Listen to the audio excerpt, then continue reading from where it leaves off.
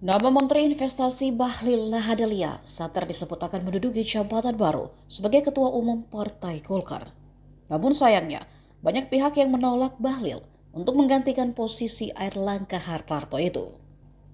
Mereka menilai Bahlil tidaklah memenuhi syarat untuk jadi Ketua Umum Partai berlambang pohon beringin tersebut.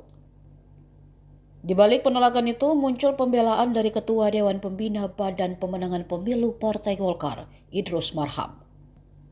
Dilansir dari Kompas.com, Idrus mengingatkan jika Bahlil pernah menjadi pengurus Golkar, yang mana itu adalah syarat kader bisa menjadi ketua umum. Ia lalu menyayangkan penolakan itu datang dari petinggi Golkar yang pastinya tahu jika Bahlil pernah menjadi pengurus DPD Golkar Papua. Idrus merasa penolakan itu dikarenakan pihak yang punya target tertentu. Menurut Idrus, jika dibandingkan dengan kader Golkar yang lain, Bahlil merupakan kader plus. Sebab Bahlil memulai karir di Golkar dengan mengurus daerah terlebih dahulu, tak ujuk-ujuk langsung berada di jabatan tinggi. Menurutnya, Bahlil adalah kader Golkar yang lahir dari proses sepatu miring. Istilah itu diperumpamakan Idrus adalah seseorang yang berjuang, berkeliling hingga menyebabkan sepatu yang dipakainya miring. Ada pernyataan mengatakan Bahlil tidak memenuhi syarat.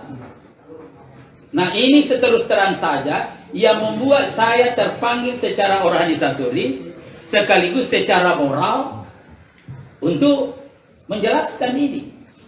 Kenapa? Karena banyak orang tidak tahu.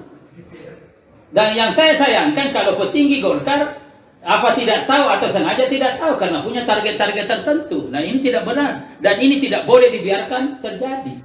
Biarlah ini prosesnya.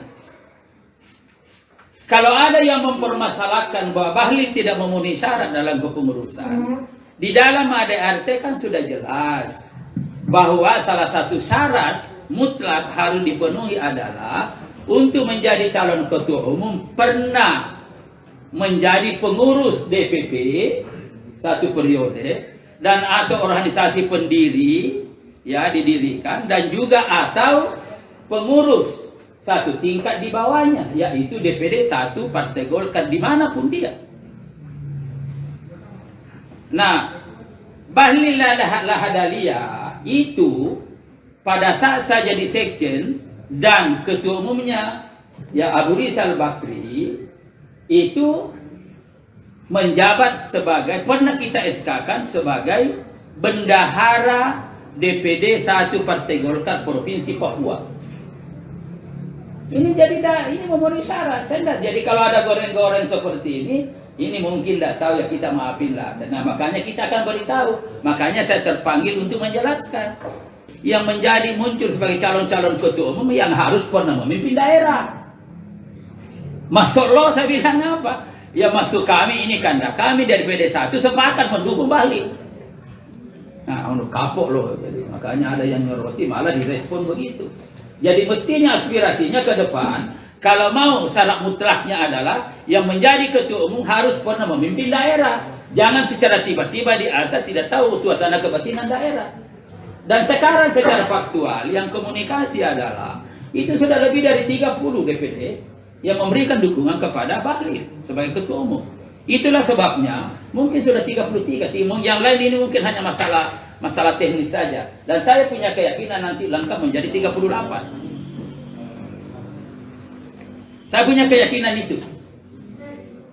Ya, jadi kalau sudah kayak gini, bahkan pikirannya bagus untuk menjadi ketua umum harus dong tahu daerah.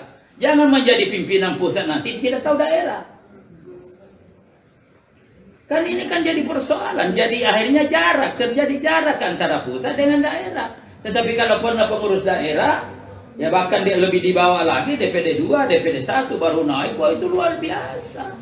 Dan ini penjenjangan partai juga jalan. Download Tribun X sekarang, menghadirkan lokal menjadi Indonesia.